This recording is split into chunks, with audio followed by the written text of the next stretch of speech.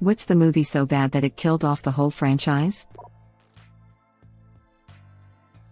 When The Cat in the Hat movie with Mike Myers was released, Dr. Swiss's, Theodore Geisel's, wife Audrey was so disappointed and disgusted with how it turned out, she never approved of any more live-action adaptations.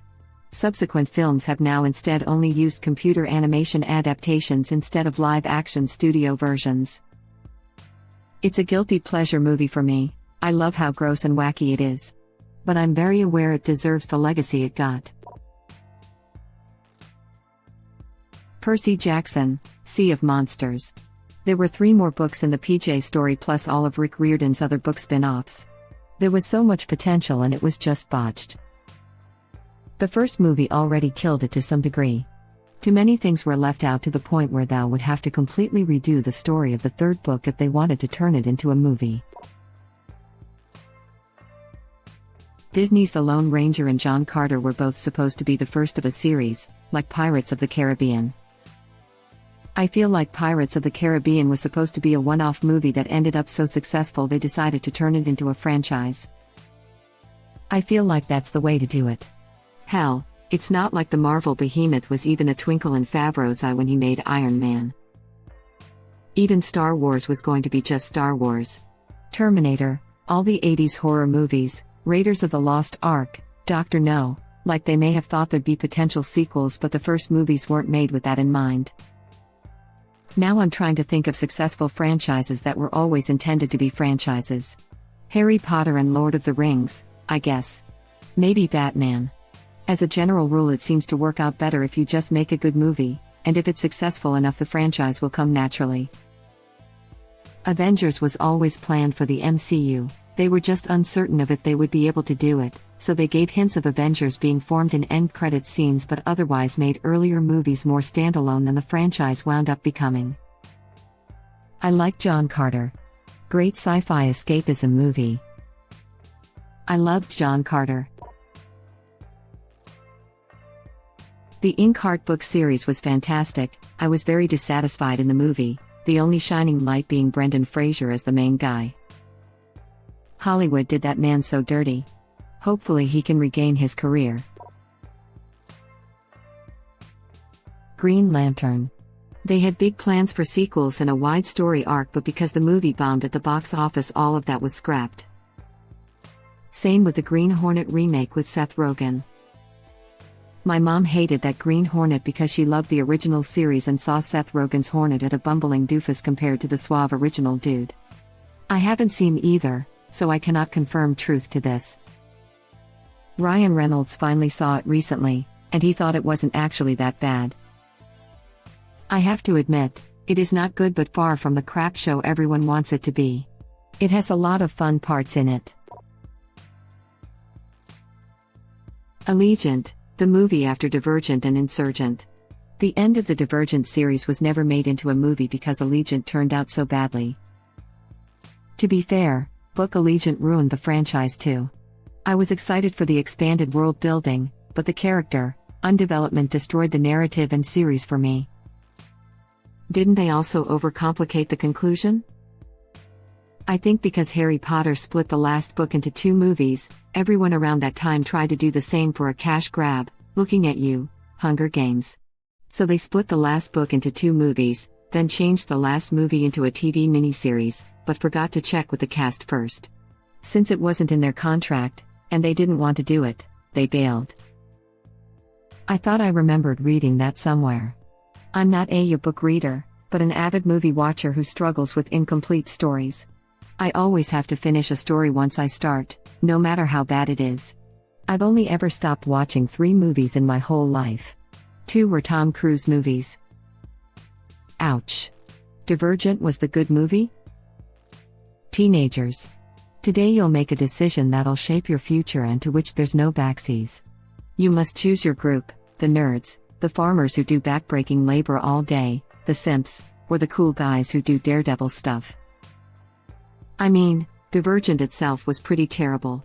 It was a clumsy attempt to copy the Hunger Games and hop on the dystopia train, but didn't have any real anger behind it.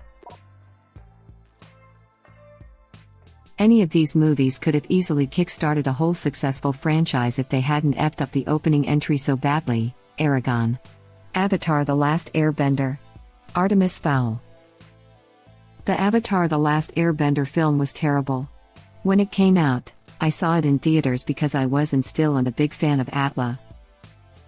The moment they pronounced Aang's name wrong, I knew the movie was going to flop. I came out of the theater so unsatisfied. I have never tried to give The Last Airbender movie another try since then. My god, I was mad at Artemis Fowl. I had read the entire series.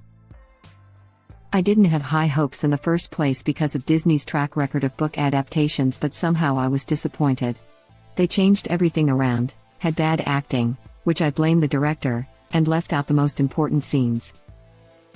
The very first line of the book says that Artemis is pale white, since the only light his skin sees is the glow of his computer monitor. The movie opens with him doing crazy tricks on a surfboard to show how cool he is. And then there's the it's a gnomish line that I hate so much. Yeah, opening scene in books is him in an immaculately tailored suit on the trail of the book, isn't it? And then they have him being physically capable and wielding a gun in various scenes. One of my fave bits in the book is when he's handed a gun and goes, "What do you expect me to do? Fight?" The movie opens with him doing crazy tricks on a surfboard to show how cool he is. Ah yes, Ireland, the place where all the cool kids go surfing. Artemis nearly died trying to climb an effing ladder, and they want me to believe he's surfing. Artemis Fowl was such a good book series and it should have translated onto the screen so easily. And they effed it into the dirt. Also The Dark is Rising, The Black Cauldron, and Ender's Game. Aragon could have been epic. Over a decade later I'm still kind of mad they messed it up so bad. Fantastic Four. Edit for clarification, 2005 version wasn't bad, but the 2015 remake, Fant Four Stick, was awful. You mean Fant Four Stick? It's funny, I thought you meant the 2007 movie and was about to throw hands. I totally forgot they tried to recreate it. The 2007 movie had its issues, but it got the characters spot on. The crafty remake was nothing but issues, and the characters were barely peopled. It was torturous watching Fant Four Stick, not just because it was bad, but there were occasional moments that had potential. Doom's first action scene is him just smashing through a hospital in his bad butt, but then forgets all the powers he just used when fighting the actual superheroes. Also, I think they changed his name. It's like the people involved didn't actually know anything about the Fantastic Four. I heard there were plans for a Stephen King cinematic universe of some sort, but given how badly The Dark Tower did, that's probably never going to happen now. Considering how the movie has nothing at all to do with the books, I'm not surprised it's scrapped. I effing love the Dark Tower series and the movie was a joke. If you're interested in something like this, you should check out Castle Rock on Hulu. It has actually done a pretty good job of making a large and interesting King-based universe. It's somewhere between American Horror Story and a King movie. The Last Airbender. I'm guessing by the ending they had elaborate plans to turn this into a franchise of all the seasons. Wow. So horribly bad. Also, prior to the movie I had never even watched an episode of Avatar, The Last Airbender. I had an even greater appreciation of how bad they effed up after watching them all during the pandemic. Ouch. Imagine what the fight between Firelord and Aang would look like. Slow, crafty butt bending, and Ozai would probably look nothing like the series, and sprinkle in some corny writing and acting, then boom, Shyamalan approved. With Katara narrating the fight so the directors can spend less time doing stuff. Allegiant. It not only killed its franchise by canceling its part 2, it made Hollywood not even want to make fiction novels into movies anymore, since the whole series boiled the genre down to such basic elements there was hardly any flavor to it. John Carter lost an crapload of money and was supposed to be a giant trilogy, but the first one flopped out of the gate, to the tune of losing somewhere around $200 million at the end of the day, making it one of the biggest bombs of all time. Nearly or mostly killed Taylor Kitsch's career too, though I have to point out he was supremely excellent as David Koresh in the miniseries Waco, which everyone should watch if they never have. I considered this one, but decided against it because it wasn't the movie that sucked, it was the surrounding marketing. The Mummy with Tom Cruise. It was meant to kick off an entire dark universe of horror movie remakes, but it was horrible. It was meant to kick off an entire dark universe of horror movie remakes. The Mummy was their first movie in a cinematic universe. Dracula Untold was their previous attempt, which also bombed. They always focus so much on making the universe that they skip over the whole make a good movie bit. I didn't watch it, but I do remember the IMAX trailer with no sounds, ha ha ha. YouTube link. Who's Tom Cruise? Is he Tom Cruise's non-unionized Mexican equivalent? Valerian and the City of a Thousand Planets. The most expensive indie film and most expensive European film of all time, $200 million budget, and it barely broke even at the box office, probably netting a 9-figure loss when factoring in marketing and publicity costs. Neither Cara Delevingne nor Dane DeHaan have worked much since, though this was hardly the first franchise killer either of them have been involved with. Suicide Squad for Delevingne, The Amazing Spider-Man 2 for DeHaan. I loved the visuals and even the story in Valerian. But those two just had no chemistry. And both looked like teenagers when they were supposed to be highly trained badasses. The first 10 minutes is so good. I loved that idea of the space station continuously expanding into a space city. Then I got so bored with the 14-year-old super soldier boy continuously hounding the 14-year-old super soldier girl into marriage while they were doing their day job. Percy Jackson. I know it came out with 2 movies, but the first one was so detested by fans that the fandom collectively decided to pretend they don't exist. As a result, the second one failed miserably and it was never picked up again despite being huge movie material. I love the Percy Jackson books. I have heard so many negative things about it that I haven't watched it. I heard Rick Riordan speak and someone asked a question about the movies. He said that the filmmakers told him he could make corrections/add notes to the script. He gave them like 20 pages of notes. They didn't even do any changes. He backed away from the movies and nothing to do with them, and as far as I know he has never seen the movies. Apparently a Percy Jackson TV show has been greenlighted. Wait a minute, they're making a TV show? If so, this crap better be good. Let's go. Queen of the Damned. Interview with the Vampire was amazing. 8 years later they skipped the second book in the series and went to the third. I don't know why. The second book, The Vampire Lestat, was the best in the series. Maybe they couldn't get Tom Cruise to continue, and just decided that would be the end of it. Then some jackass came up with the idea to do a crap job of Queen of the Damned and, Pacific Rim Uprising. The original Pacific Rim was the perfect kaiju movie in my opinion. I think that any sequel would have been ill-advised, because the only way to really follow that would be more of the same, but bigger, and I don't think that's a sustainable formula. The Netflix Pacific Rim anime was way better than it had any right to be. I shied away from it, because I wasn't a fan of the animation nor the second movie, but was pleasantly surprised after I watched it. Latest version of The Mummy with Tom Cruise. Was supposed to herald a bunch of UA monster feature reboots including Dr. Jekyll and Mr. Hyde with Russell Crowe. I don't give a crap what he looks like. I wasn't going to watch any movie about a mummy without Brendan Fraser. The Golden Compass. Yep, their biggest crime was not including the ending to the book. How do you fade to black right before the best part? Or like completely cutting the church out of a story that is fundamentally about resisting religion's attempt to control everything. Amazing Spider-Man 2. They had gigantic plans to spin off a gigantic Spider-Verse out of that film, but it was such a muddled mess, it brought that to a halt. But hey, Spider-Man's back in the MCU, and Sony is trying to piggyback a Spider-Verse off of that, so it all worked out in the end.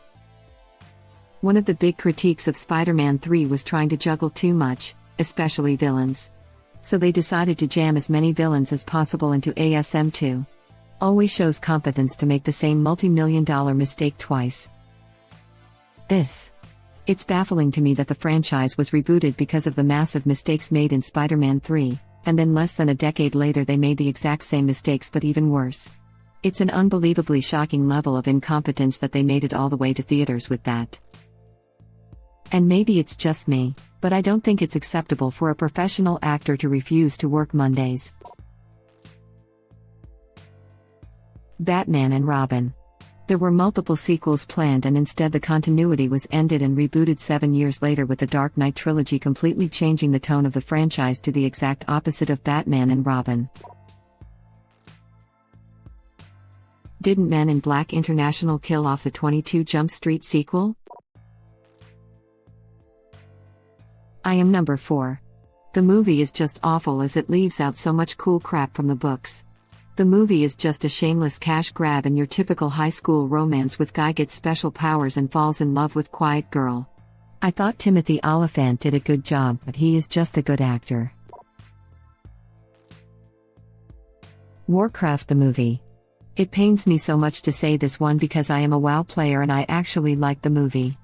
I thought it was May when I saw it in the theater, but now I have watched it at home half a dozen times. I like it more. I really wanted this movie to be the start of a whole string of Warcraft movies, but I don't think it will happen.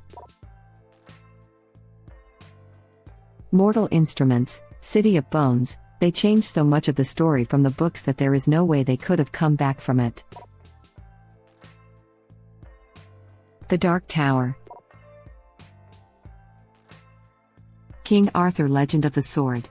I'm sure this was meant to be the first in like 7 movies. It's a shame, they had a great cast, but just bombed at the box office. I think Crimes of Grindelwald will prove to be the downfall of the Fantastic Beasts franchise. I think its biggest mistake was simply trying to include the Fantastic Beasts part of the franchise.